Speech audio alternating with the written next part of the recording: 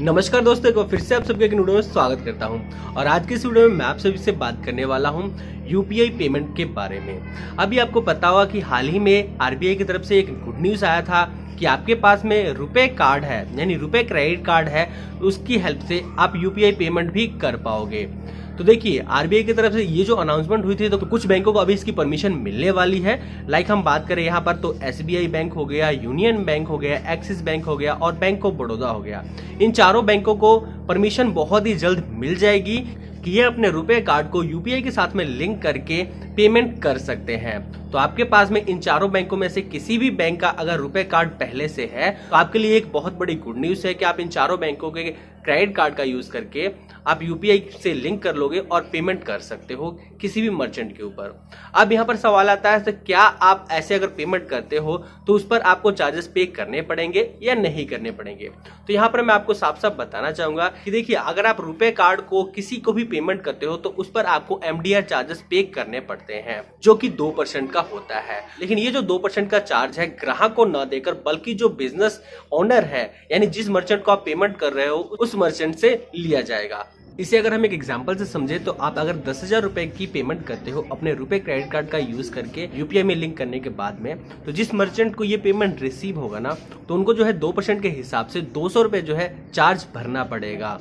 तो 10,000 आप पेमेंट कर रहे हो तो उनको जो है 9800 रुपीज ही रिसीव होगा। तो जो 2% का चार्जेस लेगी वो कौन लेगा ये भी मैं आपको बता देना चाहूंगा।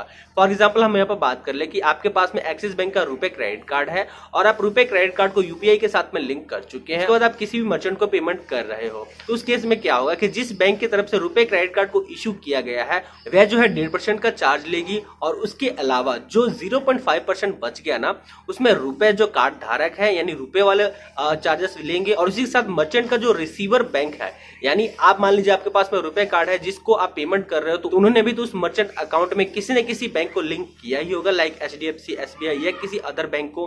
तो वह बैंक भी जो है 0.5% में हिस्सेदारी लेगी।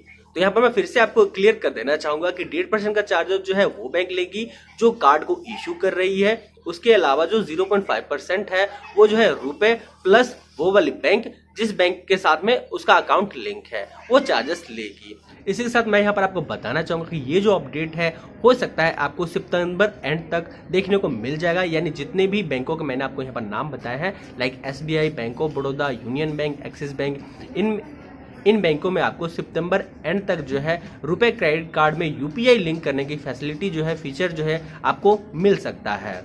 सो एक तरह से आप कह सकते हो कि अगर आपके पास में अदर कोई वे नहीं है तो आप इस वे का यूज कर सकते हैं। लेकिन मैं यहाँ पर आपको यही सजेस्ट करना चाहूंगा कि 2% का चार्जेस कम नहीं होता है अगर आप एक मर्चेंट है तो।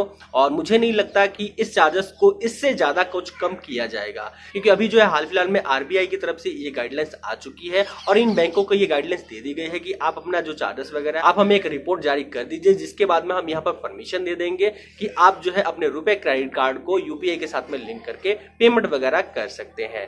तो क्या ये फीचर आने के बाद में अगर 2% का चार्जेस लगता है तो आप अपने रुपए क्रेडिट कार्ड का यूज करके पेमेंट करना चाहेंगे या नहीं करना चाहेंगे? इसके बारे में आप अपनी राय जो है हमें कमेंट बॉक्स में बता सकते हैं। इसके साथ आपके पास में कोई रुपए क्रेडिट कार्ड है या नहीं है, इसके बारे में भी आप हमें बता सकते हैं। तो ये छोटा सा अपडेट था जो मुझे लगा आप लोगों के साथ में शेयर कर देना चाहिए, इसलिए वीडियो बनाकर दे रहा हूं। उम्मीद करता हूं आज का ये वीडियो आपको काफी ज्यादा पसंद आया होगा। वीडियो पसंद है तो वीडियो को एक लाइक करके अपने दोस्तों के साथ शेयर कर दीजिए। चैनल पर पहली बार आए तो चैनल को सब्सक्राइब करके नोटिफिकेशन बेल को ऑन कर लीजिए। मैं मिलता हूं किसी और इंटरेस्टिंग टॉपिक के साथ, तब तक के लिए जय हिंद, वंदे मातरम।